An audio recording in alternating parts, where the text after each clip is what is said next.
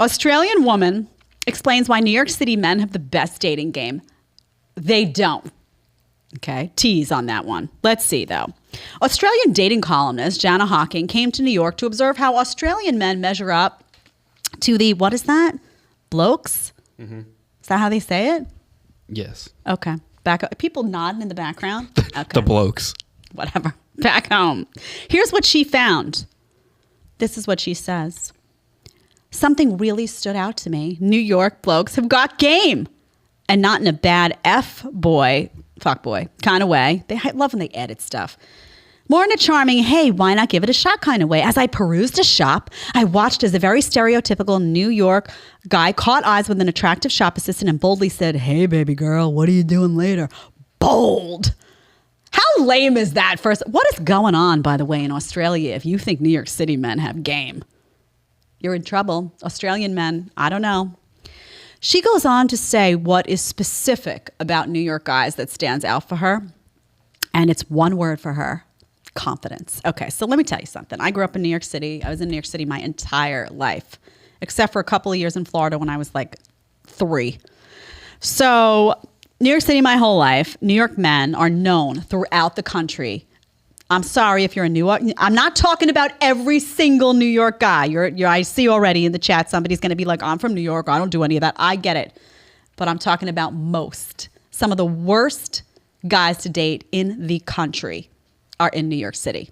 Everybody will tell you that. You will hear women all the time from the Northeast saying, you got to get out of New York. You got to even go to New Jersey. Just something to get out. They are the worst guys to date. I'll tell you why. First of all, they're not gentlemanly at all. They're not. They're not going to open your car door. They're going to look to split the bill. I'm telling you straight. Okay? They're not going to come, drop you off, pick you up at the front door. None of that stuff. I mean, maybe they'll hail a cab for you. You're going to pay for it, honey.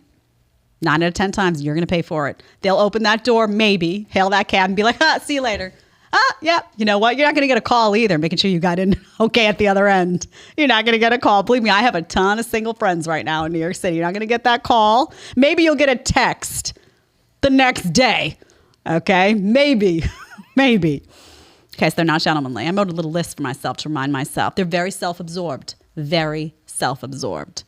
There's a lot of this all the time. You're on a date, you're not on a date. Extremely, obsessed with the whole look going on, okay? They take more time than you to get ready in the bathroom oftentimes. I'm not exaggerating. It's not an exaggeration.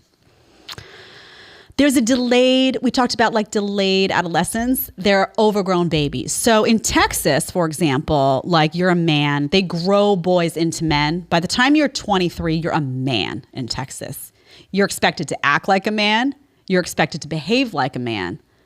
That's 40 something in New York. You go through all of your 20s and all of your 30s like an overgrown baby. I'm not kidding around. You're out in the club. I can't tell you how many times I would go to the club in my early 20s and I'd see near 50-year-old guy there just chilling. He never got out of college.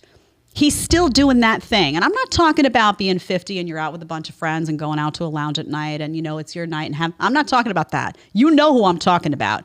Everybody can spot that guy in the club who's acting like he's 22 and it's sad. It's a sad situation. There's a lot of them in New York City. A lot of them. And also, they're not, she's saying they're confident. They're not. They're not confident at all. Some of the most insecure men because they're always hiding behind a phone. They rarely come up to you in person. There's a lot of fear that goes into that equation. I don't know where she was hanging out. I don't see a neighborhood here. I don't see a neighborhood mentioned. I just see New York City. I would love to know.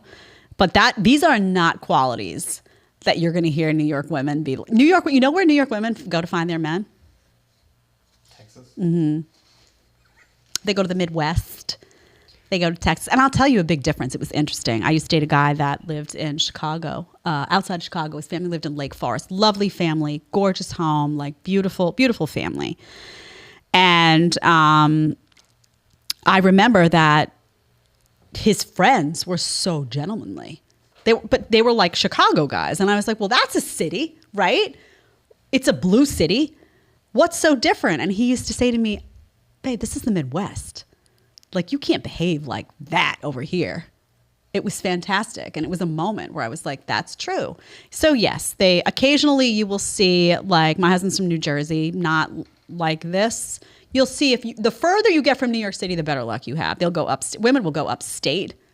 They will hop on planes to meet men. And most of the time when they really decide that it's time to settle down, they move. If you like the short clip, you can catch another one here, or you can catch the full episode right here.